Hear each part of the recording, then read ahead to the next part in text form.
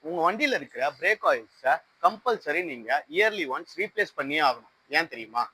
இந்த பிரேக் ஆயில கொஞ்சம் பாருங்க.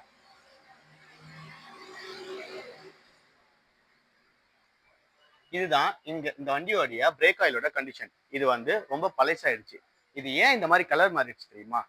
ஆக்சுவலா பிரேக் ஆயில்ல ஹைட்ரோஸ்கோபிக் ப்ராசஸ் அப்படின்னு சொல்லி ஒண்ணு நடக்கும். இது என்ன பண்ணும் அப்படின்னா, பிரேக் ஆயில் வந்து ஏர்ல இருக்கிற மாய்ஸ்சரை அப்சர்வ் பண்ணும்.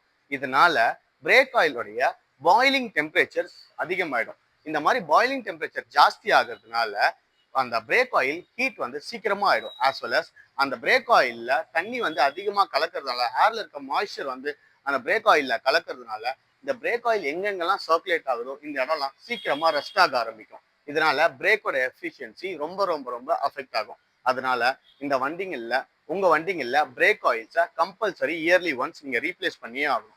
இந்த பிரேக் ஆயிலோட கண்டிஷன் எப்படி இருக்கும்னா, தண்ணி மாதிரி இருக்கும். உங்களுக்கு விஷுவலா நீங்க செக் பண்ணும்போது இந்த மாதிரி எல்லோவா மாறிடுச்சுன்னா இது நிறைய மாய்ச்சரை அப்சர்வ் பண்ணிருச்சு அப்படின்னு சொல்லி அர்த்தம். அதனால எப்பப்பெல்லாம் வந்து நீங்க வந்து ஒரு ஜெனரல் செக்அப் பண்றீங்களோ, எப்பப்பெல்லாம் நீங்க வந்து ஒரு லாங் டிரைவ் போறீங்களோ, வண்டியை எடுக்கும் போது இன்ஜின் ஆயில், ஏர் ஃபில்டர்ஸை எப்படி செக் பண்றீங்களோ அதே மாதிரி பிரேக் ஆயில்ஸை செக் பண்ணி நீங்க ரீப்ளேஸ் பண்றது ரொம்ப ரொம்ப முக்கியம். இந்த மாதிரி இன்ஃபர்மேட்டிவான கண்டென்ட்ஸ்க்கு சிவம் ஆட்டோமொபைல்ஸ் பேஜை ஃபாலோ பண்ணுங்க.